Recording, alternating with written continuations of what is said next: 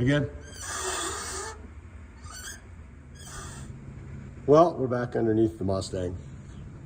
Remember I showed you that we had to shim out the slave cylinder on the clutch because the fork wasn't sitting in the right place. Well, we thought the slave wasn't sitting in the right place because those holes are drilled too far inboard for these bolts. But with the tranny out, because we had a horrible squeak after we got everything back together, you see what's wrong here? Look at the release bearing.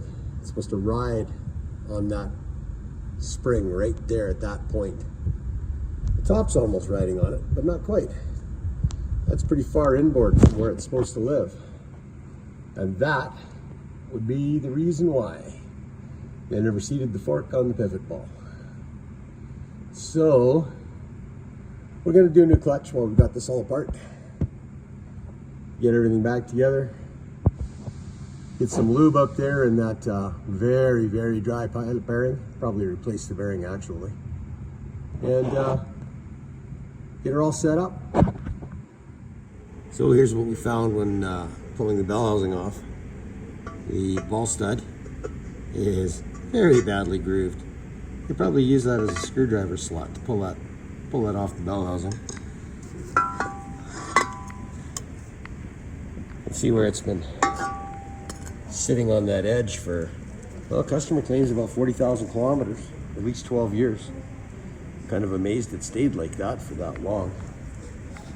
It's pretty amazing. So, needs a new ball stud there. Of course, the bearing been sitting off for so long to the side. It's been sitting up against the inside of the fork.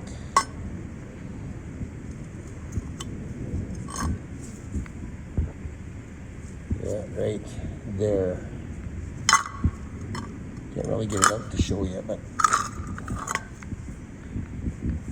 there's a bit of wear right in behind my finger here.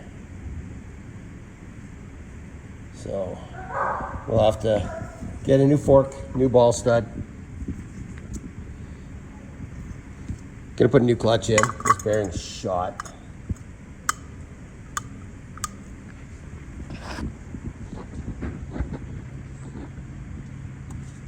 And this pilot, that pilot's dry as a popcorn fart.